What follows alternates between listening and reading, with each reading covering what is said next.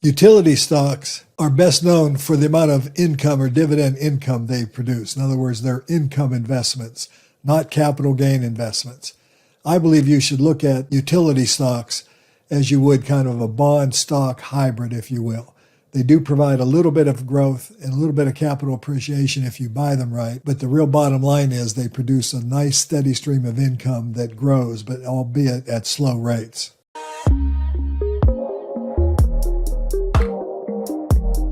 Hello, everybody. This is Chuck Carnevale, co-founder of FastGraphs, the fundamentals analyzer software tool, a.k.a. Mr. Valuation. This video that I'm doing, my third in the series of 11, I'm doing on the 11 sectors, the 11 GIC sectors, the Standard & Poor's reports. I'm going to cover the utility sector. Now, I was going to do these in alphabetical order, but I've decided to go ahead and add this one because I get a lot of requests for specifically UGI. But before I get into the utility stocks themselves, I want to talk a little bit about what I screened for here. I screened only US and Canada. So please don't ask me to cover stocks like British American Tobacco that's not in the US or Canada. Okay, I'm just limiting this screen. I'm not trying to show you every utility stock or every consumer staple stock or every consumer discretionary stock or whatever the sector may be. I'm just trying to give you some insights into, first of all, what companies in these different sectors look like, what you can expect from them, and how they can be utilized in a portfolio. Because it's not always about beating the markets. A lot of times it's just about generating a reliable income. A lot of times it's just about investing for safety. A lot of times it is about investing for growth. And by covering all the various sectors, we'll cover all those things. So let's go ahead and get into the fast graphs. And let's start by looking at the S&P 500 ETF. The reason I want to start with this particular example is because if the orange line is earnings per share at a 15 multiple, that's where I believe the market ought to be trading at. The blue line is how the market has generally valued the stock over whatever time frame is being covered. Okay, and the blue line is obviously higher than the orange line, and this would be without a margin of safety. The orange line would give you a margin of safety.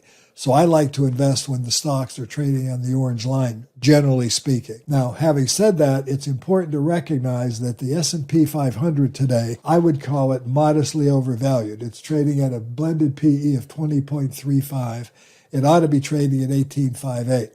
So when I'm comparing performance graphs going forward here, as I always like to say, measuring performance without simultaneously measuring valuation is a job half done.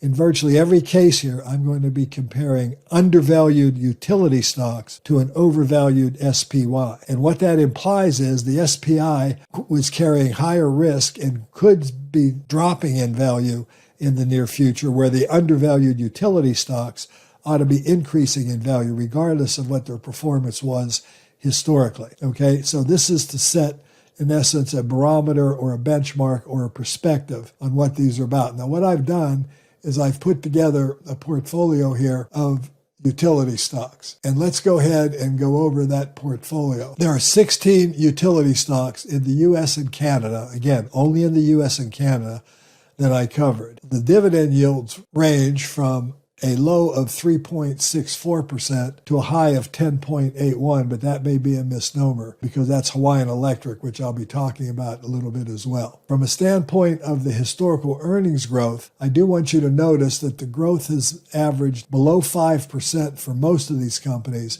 and just barely above 5% for the remainder. Utility stocks are not known for growth. They're noted for their income. And as you can see here, these stocks have all very high income relative to the market and relative to even interest rates as far as treasury bonds and things like that go. Because keep in mind, one thing that happens with income vehicles like this is they have a history of raising their dividend. So you don't just have a fixed yield, you have an increasing dividend yield. And we'll cover that a little bit. So I'm going to go through each of these, and I'm going to go through them in alphabetical order just for ease. And we're going to start with the utility stock ATCO Ltd. This is a Canadian utility, and I want you to basically just see what I'm talking about. Now, the long-term growth rate has been 4.67%, okay? But if I shorten this to a 10-year graph, or an 11-year graph, and get 2 years, 12 years actually counting the thing, The growth rate for since 2014 has only been 1.72%. So again, it's not a very fast grower. The dividend has increased each year, however, as I pointed out, and you can currently get a 5.18% yield, and it's trading below the orange line in contrast to the S&P that's trading above even the blue line on the S&P graph. But it doesn't grow as fast. Okay, but this would be an interesting income vehicle. Looking at the performance just for this period of time, they've grown their dividend on average by about 10% a year, but it's been growing it at a slower rate recently because growth has stalled. Okay, longer term, this company did have a period where it had some pretty good growth, and you could see the stock price reacted. Now, since the company kind of flatlined, we haven't had very good performance on the stock at all. And if I go ahead and shorten the time frame here, and look at this low time frame, if I look at, again, performance, it has underperformed the market by a bunch. But what's important is if you're investing for income, okay, and I'm showing dividends reinvested here. We have a new feature on FastGraph. For those of you who haven't seen it yet, you can just reinvest dividends or not reinvest dividends just by clicking that mouse. But the point is the dividend income here has increased. The dividend went from 99 cents Canadian dollars in 2015 to $1.84 in 2022, and it's on its way to exceed that. Obviously, we don't have a full year, we haven't looked at here. So the key here would be the income, not necessarily the capital appreciation. But this one has not been growing very fast, and it's not expected to grow very fast going forward as well. And again, I think you want to look at this as about a 10 to 12 multiple, 13 multiple, but it could give you nice rates of return going forward with a nice dividend. This would be an alternative, again, to a bond. I want to make that clear. The next one I'm going to look at is American Electric Power. And again, if I go to the Mac screen, we see relatively modest 3% growth. The stock has historically traded at around 15 times earnings, more or less. It was overvalued for much of the last several years, and then as interest rates have increased, it's come into fair value. It does have a dividend yield now of 4.4% and a blended PE of 15.1. So this one looks very, very attractive to me as just a steady Eddie. It's A- rated with 54% debt. And this is the first time since really 2016 that you could buy it at an attractive valuation. The next one is AES. Company just started paying a dividend in 2012. Look how quickly you can learn that by just looking at a fast graph. The white line didn't start until 2012. Dividend yield 3.6%. It's gotten very inexpensive. You can see the stock is already recovering. If I look at the last several years of growth, it's been a faster growing utility stock. It's really an independent power and energy trader. And by the way, with fast graphs, you can always go into the external links and go into the company's website and learn about what the company does and who they are and so on and so forth. Okay, so you can do that, with fast graphs. Now, going on here, this one looks like it could be very attractive for both income and capital appreciation. The forward earnings growth is expected to be almost 10%. This could be a really attractive growth stock, total return stock, and income stock for those of you who are looking for the combination of both. All right, the next stock we're going to look at real quickly here is Avangrid. This is a electric utility stock, very low grower over the last several years. The long-term growth rate has been very, very flat. They did pay a $12 special dividend, it looks like, or a $10 or so special dividend back in 2015. But I want you to notice that, I've got a 10 PE here. The market has valued this at about a 19 PE. But our Graham-Dodd formula would indicate it's only worth a 10 PE. Going forward, is expected to begin accelerating its growth, which would give it a 15 multiple. But again, it's 5.55% income. This is one that could be interesting to look at as far as an electric utility with a decent dividend yield and maybe some increasing growth potential. Again, do your own research. Black Hills Corporation has been a 2.5% grower. It was been overpriced for all these years. Higher interest rates have brought it into attractive valuation.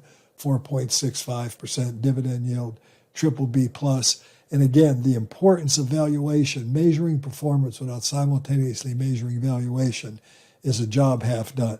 This has not been a good investment over the last 5 or 6 years. It's only averaged, including dividend income, about 2.7%. but that's mainly because it was overvalued. Had you been able to buy it when it was undervalued, that rate of return increases to 8%, but it also throws off a lot of dividend income. And I want to emphasize that.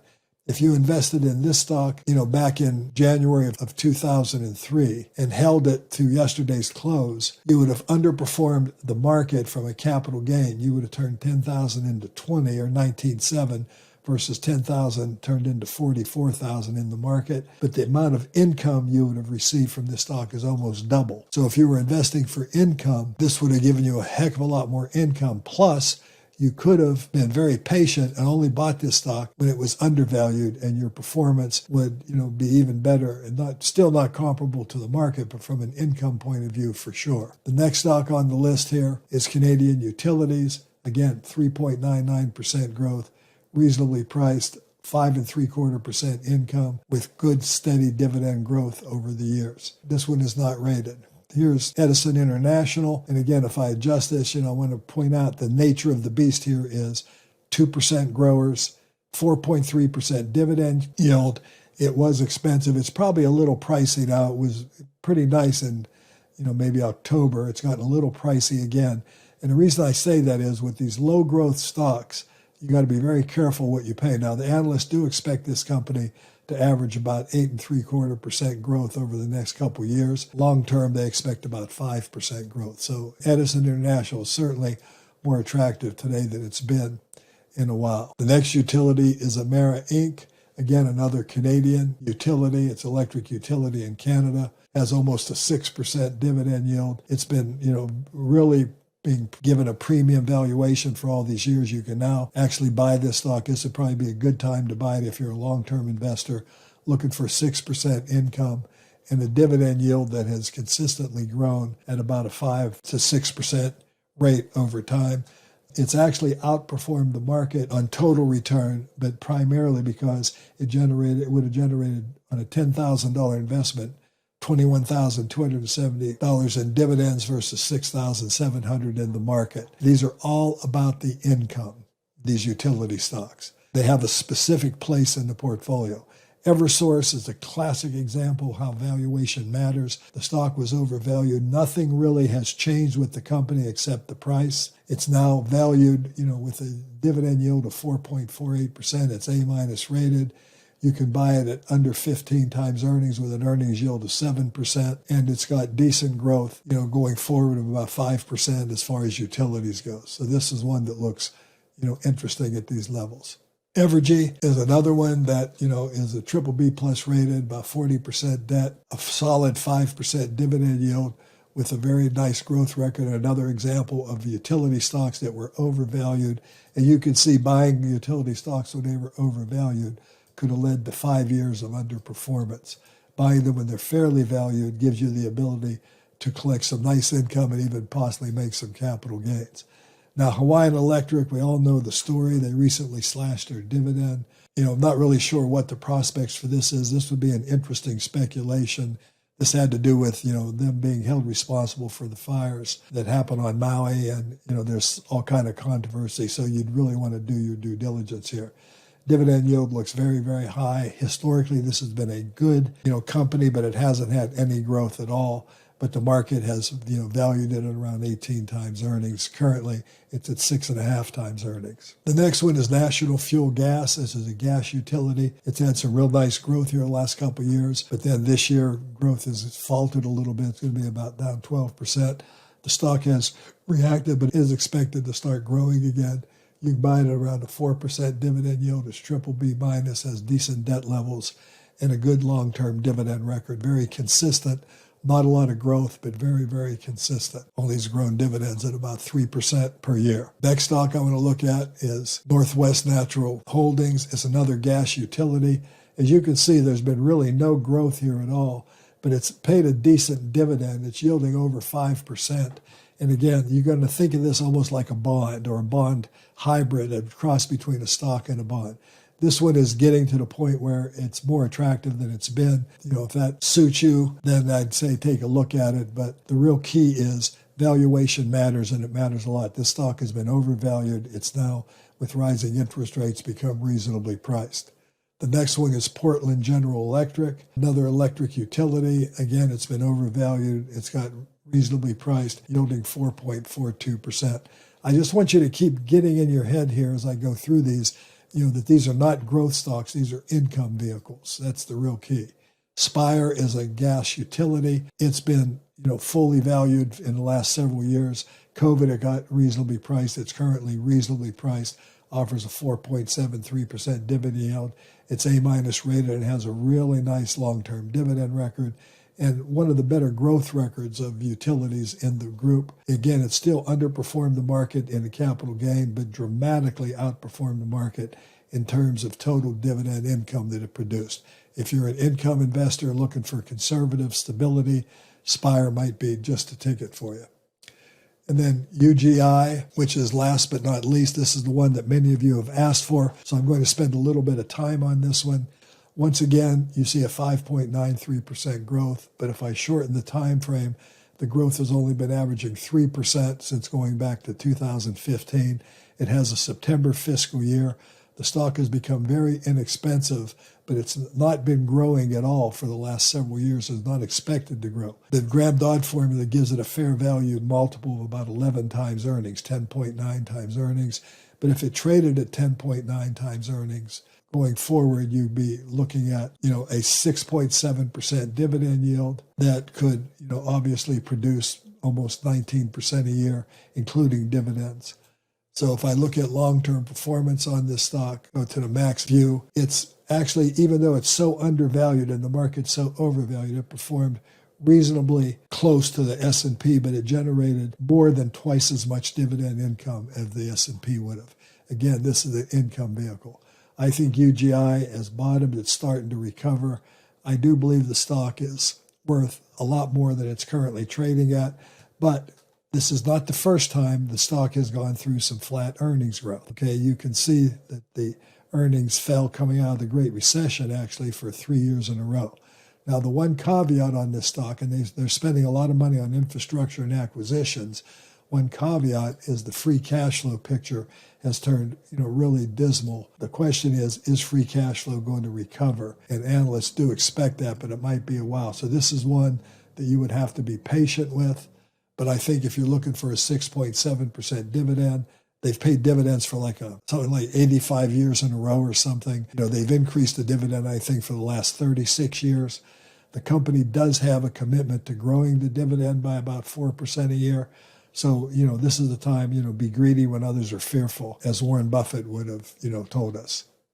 So anyway, this is the utility sector. This has been Chuck Carnevale giving you part 3 of my series on the various sectors.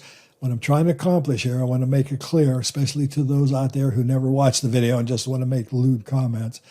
These stocks are generally utilized in portfolios looking for stability and income. Okay, they are typically not stocks that are going to give you 10x your money. That's not the purpose of them. The purpose of them is if you need income and don't want to harvest your portfolio, utility stocks, as I said earlier in my intro, they can almost be thought of as a stock bond hybrid. They're primarily focused on income. They do have good steady income. They've been very pricey in the last several years. I've not really looked at too much in the utility sector, but right now it's gotten inexpensive thanks to the rise in interest rates. And if you're going to build long-term positions and are looking for dividend income and safety, utility stocks just might foot the bill. If you enjoyed this video, give me a like, ring the bell, subscribe to the channel if you don't already. And of course, take a look at fast graphs. It can really help you be a better informed, investor in the long run so you can make better buy, sell, and hold decisions.